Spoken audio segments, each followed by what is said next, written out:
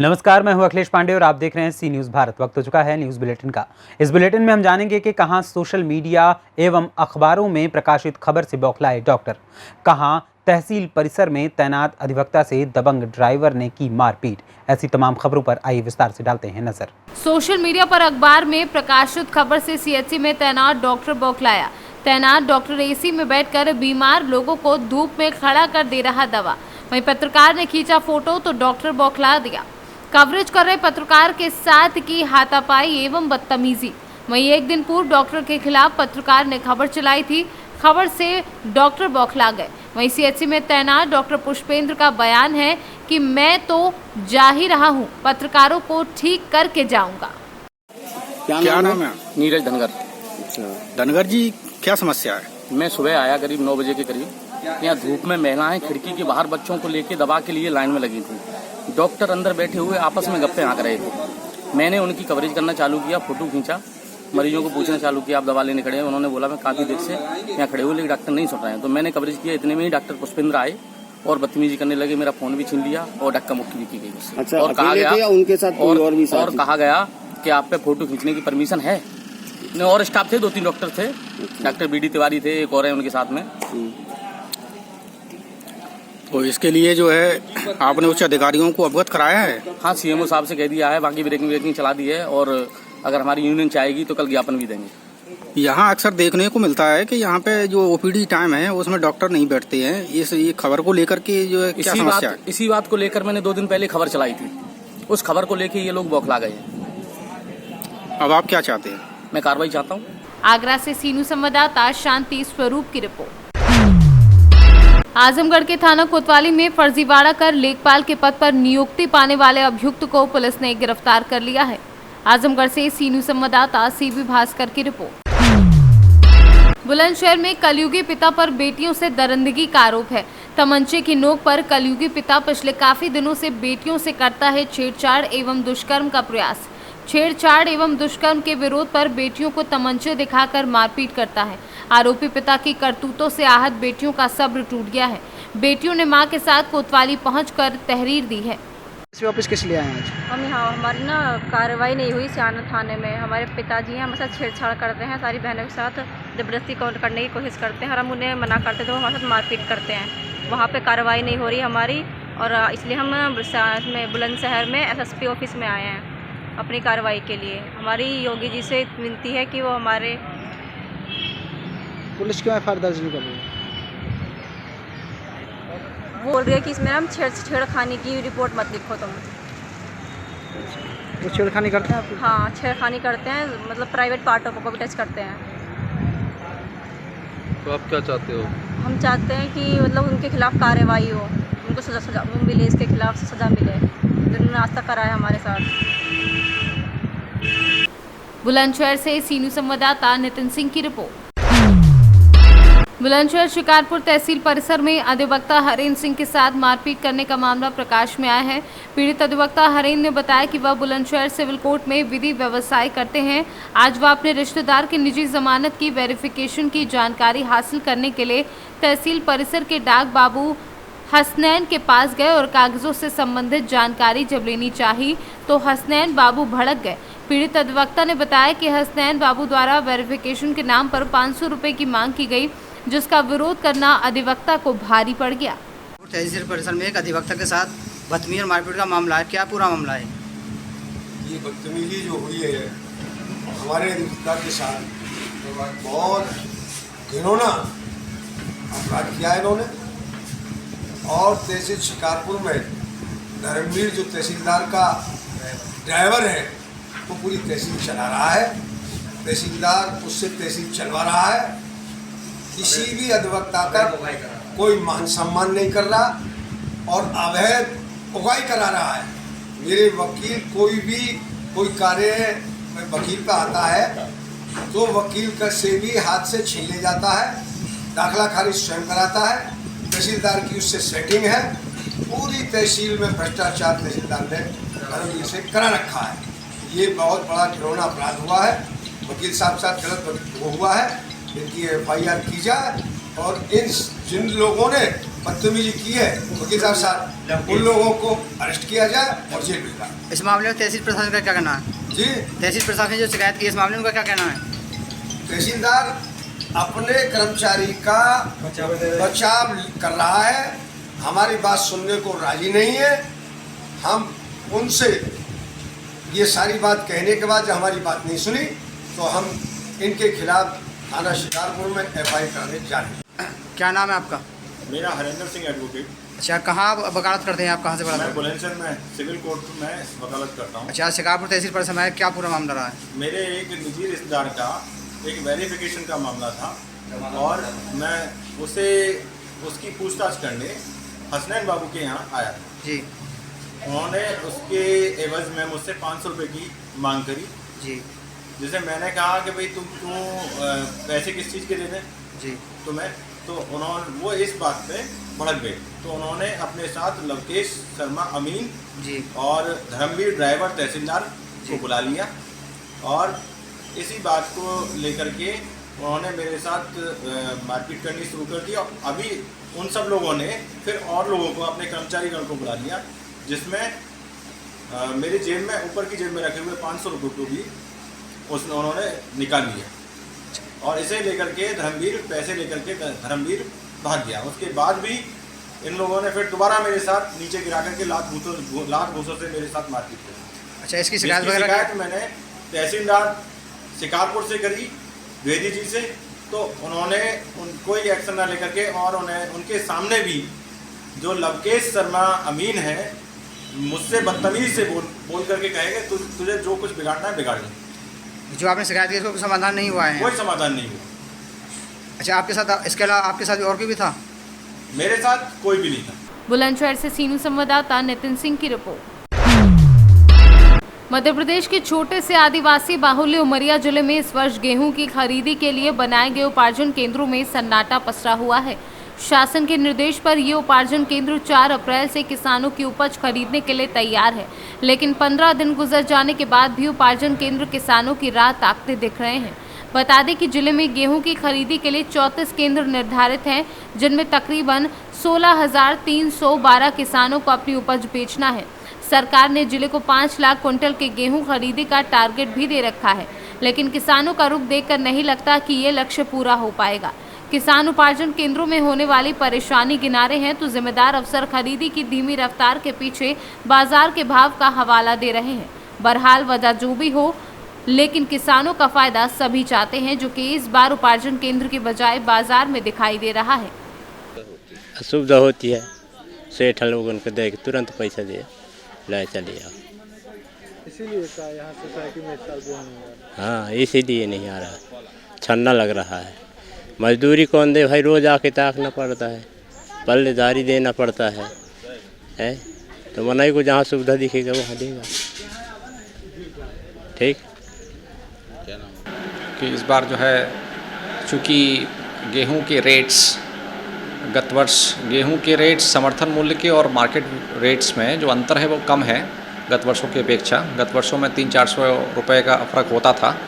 इस बार कुछ अंतर्राष्ट्रीय कारणों की वजह से जो है रेट्स मार्केट में ज़्यादा हैं, जिस वजह से समर्थन मूल्य मार्केट के रेट्स का अंतर कम है। इस वजह से चूँकि किसान इकोनॉमिक फ़ायदा देखता है, इस वजह से जहाँ मूल्य उसको ज़्यादा मिलेगा, किसान स्वतंत्र है, हमारे सेंटर्स पे आना चाहे हमारे सेंटर्स पे आए राज्य शासन के, और मंडी में या बाजार में बेचना चाहे उसके लिए भी स्वतंत्र है। उमरिया से सीनू संवाददाता केजी पांडे की रिपोर्ट।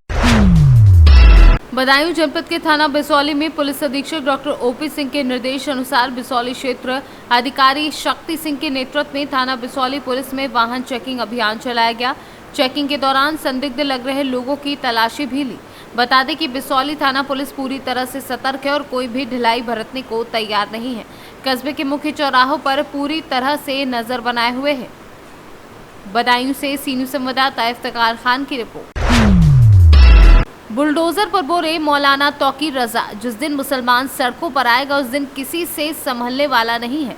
मोदी सरकार को ये मेरी चेतावनी है। ऐसा लगता है मोदी महाभारत के धृतराष्ट्र है। हिंदुस्तान में महाभारत होने से कोई रोक नहीं सकता। देश बंटवारे की ओर जा रहा है। 10 दिन बाद मीटिंग होगी और फिर दिल्ली से जेल भरो आंदोलन होगा, जिसमें सभी शहरों और प्रांतों से लोग आएंगे। और मुस्लिम तमाम जो बुद्धिजीवी हैं, जो अपने देश के बारे में सोचते हैं और देश की एकता और भाईचारे के बारे में सोचते हैं और देश से प्यार करते हैं, ऐसे लोगों से मैं मुसलसल राब्ते में हूँ। और ईद के बाद इंशाल्लाह हमारी मीटिंग फाइनल होने वाली है। और अगर हुकूमत ने इस दौरान अपने तरीक़ेकार को दुरुस्त नहीं किया, एक तरफा कार्रवाई का अमल जारी रखा और तासुब और नफ़रत, सबका विकास और सबका साथ कहने भर की बात है, वरना सच्ची बात ये है कि ये एक नारा भर है, असल में इस पर अमल नहीं हो रहा है। इसलिए मैं हुकूमत से मांग ये करता हूँ कि अभी 10 दिन हैं, इन 10 दिनों में अपना तरीक़ाकार दुरुस्त कर लें, वरना हम दिल्ली से इंशाल्लाह ये ऐलान होगा ईद के बाद कि हम देशव्यापी जेल भरो आंदोलन इंशाल्लाह, और उसमें हिंदू मुस्लिम तमाम लोग शामिल होंगे जो अपने देश से प्यार करते हैं। देशव्यापी जेल भरो आंदोलन जिसमें हर ज़िले से, हर सूबे से अपने देश की एकता और भाईचारे में यकीन रखने वाले लोग और ख़ास तौर से मुसलमान समाज के लोग, क्योंकि जब तुम हमारे साथ रहना नहीं चाहते, हम कहीं जा नहीं सकते, पाकिस्तान हमें कबूल नहीं करेगा, बांग्लादेश हमें कबूल नहीं करेगा, चाइना हमें कबूल नहीं करेगा, हम कहाँ जाएं? हुकूमत हमारी बात सुनेगी नहीं, हमारी बात मानेगी नहीं। कोर्ट में हमें इंसाफ की अब उम्मीद नहीं रही।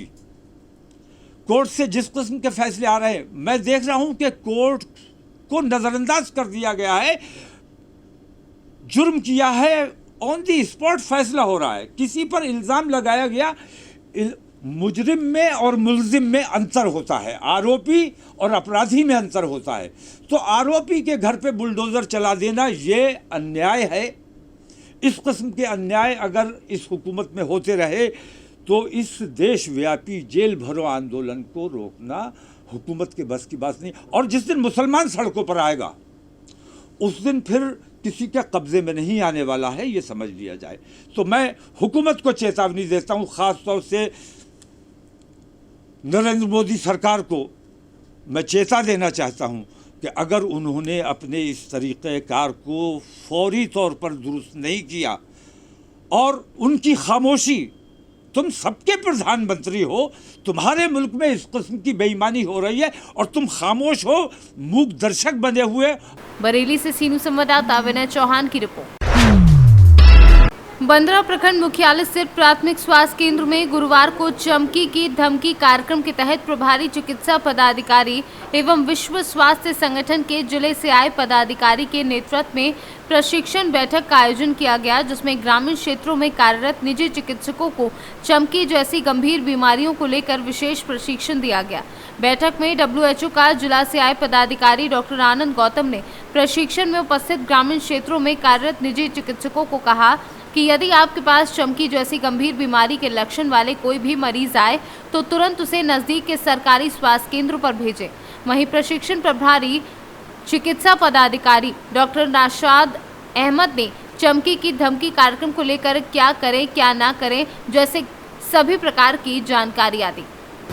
MOIC सर बांद्रा के अध्यक्षता में यहाँ पर ग्रामीण क्षेत्रों में चिकित्सीय कार्य में लगे हुए हमारे चिकित्सक बंधु जो हैं उनको AES के लेके एक्यूट इंसेफ्लाइटिस सिंड्रोम के लेकर के एक बैठक हमारे प्रभारी चिकित्सा पदाधिकारी सर के अध्यक्षता में आहूत की गई हुई थी इस PSC में, बांद्रा PSC में। जो अभी तो जैसा आप जान रहे हैं कि जो AES में गर्मी का समय है तो बच्चे, हमारे छोटे बच्चे जो हैं, खास करके 2 साल से छोटे जो होते हैं, वो लोग बहुत प्रभावित होते हैं। तो ये समाज से जुड़े हुए लोग हैं। हमारे ग्रामीण क्षेत्र में जो चिकित्सक बंधु, हमारे भाई, हमारे कलीग जो काम करते हैं, तो समाज में जुड़े हुए लोग हैं और समाज में आज भी इन लोगों की एक अच्छी पकड़ है। किसी को अगर कोई दिक्कत समस्या होती है तो समाज का आज भी लोग उनसे राय विचार करता है। तो इनका ओरिएंटेशन, इनको AES के बारे में जागरूक करना बहुत ज़रूरी था। और सरकार के माध्यम से और हमारे आदरणीय जिलाधिकारी महोदय का ये क्लियर सोच था कि जो हम समाज के हर तबका को, हर वर्ग को, हर कम्युनिटी को अवेयर करें, तो उसमें एक ये भी थे। इससे पहले हम लोग आशा को, आंगनबाड़ी को भी सबको बताया गया कि चमकी बुखार के लक्षण के बारे में बताया गया, चमकी बुखार से बचाव हम लोग कैसे करेंगे, जिसमें 3 धमकियां है, खिलाओ, जगाओ, अस्पताल लेके जाओ, उसके बारे में बताया गया डिटेल्स में कि खिलाओ जो धमकी बोला गया है उसका क्या मतलब है, कि कोई भी बच्चा है तो उसको रात में ज़रूर खिला के तभी सोने देना है, और बच्चे को जल्दी अर्ली मॉर्निंग जब माँ उसकी जगती हैं तो बच्चे को ज़रूर जगा के देखें कहीं बच्चा बेहोश तो नहीं है। अगर मानते हैं कि बच्चा बेहोश है तो उसको तुरंत अस्पताल लेके जाएं। हमारे यहाँ प्राथमिक स्वास्थ्य केंद्र बंदरा में चमकी बुखार की ट्रीटमेंट के लिए हर व्यवस्था है। जो भी प्रोटोकॉल में जो दवा चाहिए सब दवा हमारे पास उपलब्ध है। मुजफ्फरपुर से सी न्यूज़ संवाददाता गंधीर कुमार झा की रिपोर्ट। 20 दिन बाद मिली बुरी तरीके से जख्मी आदर्श केसरवानी नामक युवक की लाश। परिवार का आरोप थाना प्रभारी कोतवाली एवं चौकी प्रभारी अगर सही समय नामजद मुकदमा दर्ज कर उन पर कार्यवाही करते तो शायद आज हमारा बच्चा जिंदा रहता। सारस्वत तो मोनू सारस्वत जो लेके गया है, मैंने जो 3 तारीख को जाकर के थाना अध्यक्ष महोदय से जो एप्लीकेशन दिया कि सर हमने जो जानकारी दी है कि प्रतीक सारस्वत उसको कंधे पे हाथ रख करके भारतीय भवन की तरफ ले गया। 3 दिन तक जो ये टहलाते रहे। अच्छा हम जो अपना जांच कर रहे हैं तो हमें पोस्टर जो ला के दो, उसकी फ़ोटो ला करके दो, मैं सब कुछ अवेलेबल कराने के बाद जो 4 तारीख को भी जो गया मिलने, नहीं जो तो FIR दर्ज हुई नाम दे। फिर 5 तारीख को मैं SSP महोदय के यहाँ गया। 6 तारीख को मेरे पास जो तो SI का फ़ोन आया कि जो तुम SSP के यहाँ जा रहे हो, फला जगह जा रहे हो, CM के यहाँ जा रहे हो। हमने कहा सर मेरा बेटा खोया है, मैं तो जो कहीं पे भी जाऊँगा PM पास भी जाऊँगा, लिहाजा आप एक बार हमारी जो तो रिक्वेस्ट मान करके जो तो नामजद FIR कर लीजिए। 6 तारीख को भी नहीं किए, जो तो 7 तारीख को जो तो मेरे को बुला करके जो तो बोले कि एक एप्लीकेशन लिख करके दो। मैंने एप्लीकेशन लिख करके उसके नामजद की जो दिया, तो उन्होंने जो तो नामजद FIR दर्ज की 7 तारीख। और फिर 8 तारीख को जो तो मैं गया मिलने के लिए, तो जो तो बोले कि अभी आपकी जो तो कोई जानकारी बच्चे की नहीं मिल रही। चलता रहा। आज मेरे बेटी की जो तो बॉडी मिली। किस हालात में मिली है, कहाँ मिली है बॉडी? बॉडी मिली है सर ड्रमनगंज पहाड़ी पे खाई में थी बॉडी, मुँह पे बल पड़ा हुआ था। और पुलिस वाले इलाहाबाद से जो तो हमें ले करके गए, वहाँ पे जो तो शिनाख्त करवाए। बॉडी की पोजीशन ये थी कि जो तो 20 से 25 दिन पहले जो तो बॉडी जो तो जैसा कि जो तो SO साहब ने बताया कि 20 दिन पुरानी बॉडी है। बाकी तो पोस्टमार्टम। चोट के निशान भी रहे क्या उसके शरीर? गर्दन में जो ये पूरा टुट्टी उसका गायब है, बैठा है यहाँ पे, कटा हुआ है पूरा। बेटे का क्या नाम था? आदर्श केसरवानी। कोई गिरफ्तारी भी हुई है क्या इसमें, या क्या किसी निशानदेही दी थी? सर एक व्यक्ति को, वो तो अमित केसरवानी मैदा उसका नाम है, फेमस है अमित मैदा के नाम से। जब मैं वहाँ पे ड्रमनगंज पहुँचा हूँ तो वो तो SO साहब के साथ उनकी कार में अमित मैदा बैठा हुआ था, उसी की निशानदेही पे बाकी थी। अभी किसी गिरफ्तारी बाकी है इसमें? इसमें जो तो मेन गिरफ्तारी जो मेन आदमी है वो प्रतीक सारस्वत को मोनू सारस्वत, तभी हम लोगों को न्याय मिलेगा, तभी हम लोगों को जो तो शांति मिलेगी। जान का खतरा भी है आप लोगों को? जी, जान का खतरा भी है इन लोगों से? सर हम लोगों को अब तो हम लोगों को जान का खतरा और बढ़ गया है, इसलिए मैं जो तो प्रशासन से। प्रयागराज से सी न्यूज़ संवाददाता आयुष श्रीवास्तव की रिपोर्ट। सुल्तानपुर लमुआ कोतवाली परिसर में SDM की अध्यक्षता में पीस कमेटी की बैठक हुई। बैठक को संबोधित करते हुए SDM महेंद्र श्रीवास्तव ने कहा कि आगामी 3 मई को पूरे भारतवर्ष में ईद का त्यौहार धूमधाम से मनाया जाएगा। सामाजिक समरसता के साथ हम ईद का त्यौहार मनाएं। आपसी भाईचारे के साथ त्यौहार मनाने में हम उत्साह का अनुभव करते हैं। उन्होंने कहा कि कोई भी धर्म अधर्म करने की इजाज़त नहीं देता। सभी समुदाय के लोग आपसी भाईचारे के साथ हमेशा शांतिपूर्ण ढंग से त्यौहार मनाते आ रहे हैं। एसडीएम ने सभी ईदगाहों की साफ सफाई कराने के लिए प्रधानों को निर्देशित किया और बैठक में मौजूद लोगों ने रायन नगर में स्थित मस्जिद एवं ईदगाह के आसपास नालियों में गंदगी होने की बात कही। एसडीएम ने नगर पंचायत अधिकारी को शीघ्र सफाई कराने के निर्देश किए। बैठक में कोतवाली प्रभारी नर्वदेश्वर तिवारी, व्यापारी नेता विजय प्रताप सिंह, कृष्ण कुमार बरनवाल, अनिल बरनवाल, भाजपा नेता डॉक्टर केपी सिंह व अन्य लोग मौजूद रहे। आने वाले ईद के त्यौहार को लेकर के यहाँ पीस कमेटी की बैठक हुई थी, जिसमें सभी लोग इस थाना क्षेत्र के सभी लोग आए। मस्जिदों के मौलवी भी आए और दोनों में हिंदू मुस्लिम सभी पक्षों ने आकर के यहाँ पे बैठक किया।